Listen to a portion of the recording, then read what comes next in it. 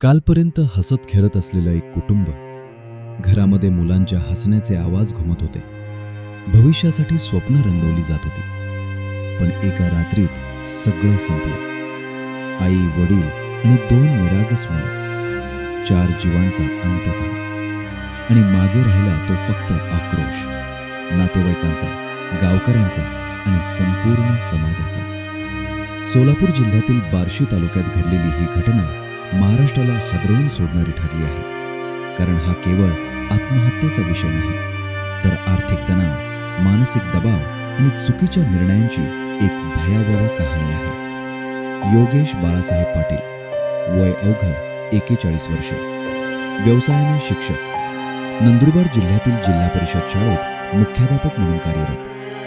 शिक्षण क्षेत्रात काम करणारा, विद्यार्थ्यांना मार्गदर्शन करणारा एक जबाबदार अधिकारी.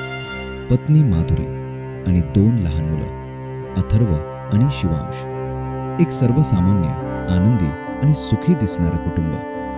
सुट्टी असल्यामुळे हे संपूर्ण कुटुंब आपल्या मूळ गावी आलेलं होतं. पण कुणालाही कल्पना नव्हती की ही त्यांची शेवटची सुट्टी ठरणार आहे.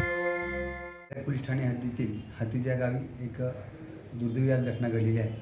सदर घटनेमध्ये योगेश बाळासाहेब पाटील, वय 41 वर्ष, हे जिल्हा परिषद शिक्षक नंदुरबार येथे कार्यरत होते. ते आणि त्यांची पत्नी माधुरी, तसेच मोठा मुलगा अथर्व आणि लहान मुलगा शिवांश असे सुट्टीनिमित्त गावाकडे वैराग पोलीस ठाणे हद्दीतील हातीज या गावी एक दुर्दैवी आज घटना घडलेली आहे.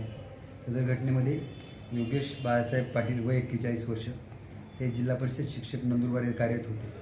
ते आणि त्यांची पत्नी माधुरी, तसेच मोठा मुलगा अथर्व आणि लहान मुलगा शिवांश असे सुट्टीनिमित्त गावाकडे आले होते. आणि गावाकडे आल्यानंतर शेअर मार्केटमध्ये प्रचंड लॉस झाल्याकारणाने योगेश बाळासाहेब पाटील यांनी त्यांच्या 2 जे लहान मुलं आहेत त्यांना आणि पत्नीला विष देऊन जीवानीशी ठार मारल्याची संशयित घटना घडलेली आहे. आणि त्यानंतर स्वतः विष पिल्याला दिसून येत आहे आणि नंतर गळफास घेऊन स्वतःही मरण पावले आहे. त्या अनुषंगाने वैराग पोलीस ठाणे येथे एक घटना नोंद झाली आहे आणि पुढील तपास चालू आहे. सुसाईड नोट वगैरे काही सापडले आहे का? त्यात आहे, सुसाईड नोट आहे. त्याच्यामध्ये त्यांनी विस्तृतपणे शेअर मार्केटमध्ये कधी सुरुवात केली, त्यांना कसा फायदा झाला, त्यानंतर कसा लॉस झाला, याचा विस्तृतपणे त्यात उल्लेख केला आहे. तसंच त्या घटनेबाबत त्यांनी आईची, कारण त्याला वडील नाही आहेत, आईला माफी मागितली आहे. कारण ही त्याच्याकडून खूप काही लॉस झाला होता आणि तरीसुद्धा तो त्यात वाहत गेला, गुंतवत गेला होता आणि त्यामुळे प्रचंड लॉस झाला होता आणि त्यात मानसिक त्याचा खूपच कसला होता. आणि त्या कारणानेच बहुतेक त्यांनी स्वतःच्या 2 चिमुरड्यांना, पत्नीला विषपासून जीवानीशी ठार मारलं आणि स्वतःही आत्महत्या करून जीवन संपवलेले दुर्दैवी आणि हृदय तुटून टाकलेली घटना घडलेली आहे. पैसे वगैरे कोणाकडे घेतले होते? तसं पैसे त्याचे नात्यातले जे आहेत त्यांच्याकडनं त्यांनी हे शेअर मार्केटमध्ये गुंतवण्यासाठी पैसे घेतल्याचा उल्लेख केला आहे. परंतु त्यांना तो पैसा देऊ शकत नसल्याने त्यांच्याबद्दलही त्यांनी स्वतःच दुःख व्यक्त केलेलं आहे. पोलीस तपासानुसार योगेश पाटील यांनी काही वर्षांपूर्वी शेअर मार्केटमध्ये गुंतवणूक करण्यास सुरुवात केली होती. सुरुवातीच्या काळात त्यांना चांगला फायदा झाला. अनेकदा शेअर बाजारात सुरुवातीचे नफे माणसाचा आत्मविश्वास वाढवतात. आपण योग्य मार्गावर आहोत असं वाटू लागतं.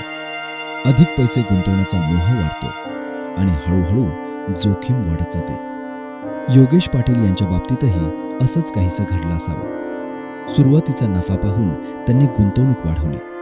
पण बाजार कायम एकाच दिशेनं चालत नाही. कधी तेजी तर कधी मंदी, कधी नफा तर कधी मोठा तोटा. आणि याच टप्प्यावर त्यांचं आयुष्य बदलायला सुरुवात झाली. तोटा वाढत गेला. गुंतवलेले पैसे अडकू लागले. तोटा भरून काढण्यासाठी कदाचित आणखी गुंतवणूक झाली, आणखी कर्ज घेतलं गेलं आणि शेवटी परिस्थिती इतकी गंभीर झाली की त्यांच्या डोक्यावर तब्बल 1,80,00,00,000 रुपयांचं कर्ज जमा झालं. एक सामान्य शिक्षकासाठी ही रक्कम किती मोठी असू शकते याची कल्पना सहज करता येते. दररोज उठल्यावर कर्जाचा विचार, फोन वाजला की चिंता, भविष्याची भीती, कुटुंबाची काळजी आणि मानसिक तणाव, हे सगळं मनावर किती मोठा भार टाकत असेल. घटनास्थळी पोलिसांना एक सुसाईड नोटही सापडल्याची माहिती समोर आली आहे. या पत्रामध्ये योगेश पाटील यांनी त्यांच्या संपूर्ण आर्थिक प्रवासाचा उल्लेख केल्याचं सांगितलं जात आहे.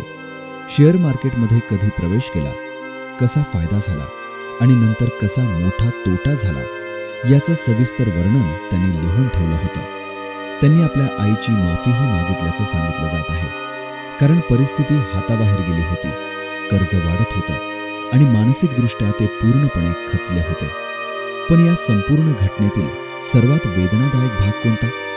तर 2 निरागस मुलं, अथर्व आणि शिवांश, ज्यांना कदाचित परिस्थितीची कल्पनाही नव्हती, ज्यांची स्वप्न नुकतीच आकार घेत होती, ज्यांना आयुष्य अजून अनुभवायचं होतं.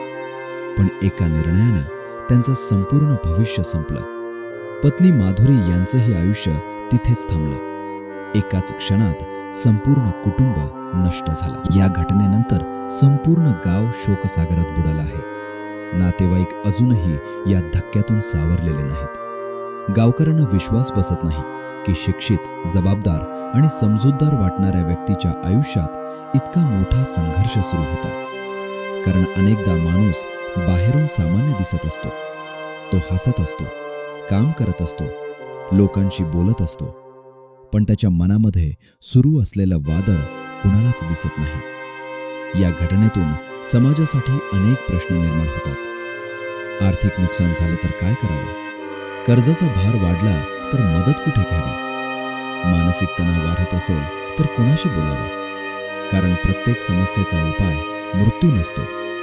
प्रत्येक आर्थिक संकट तात्पुरतं असू शकतं, पण आयुष्य कायमचं असतं. आज अनेक लोक शेअर मार्केट, ट्रेडिंग आणि विविध गुंतवणुकींकडे आकर्षित होत आहेत. काही लोक यशस्वी होतात, तर काहींना मोठा तोटा सहन करावा लागतो. पण कोणतीही गुंतवणूक ही जोखीममुक्त नसते. आणि जेव्हा जोखीम आपल्या आर्थिक क्षमतेपेक्षा मोठी होते, तेव्हा त्याचे परिणाम भयंकर असू शकतात. पोलीस या प्रकरणाचा पुढील तपास करत आहेत.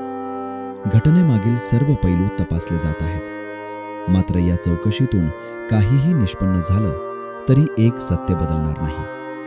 4 जीव परत येणार नाहीत. एक घर कायमचं उद्ध्वस्त झालं आहे. एक आईने मुलगा गमावला आहे. नातेवाईकांनी आपले माणसं गमावली आहेत. आणि समाजाने पुन्हा एकदा मानसिक आरोग्य आणि आर्थिक तणावाकडे गंभीरपणे पाहण्याची गरज अधोरेखित झाली आहे.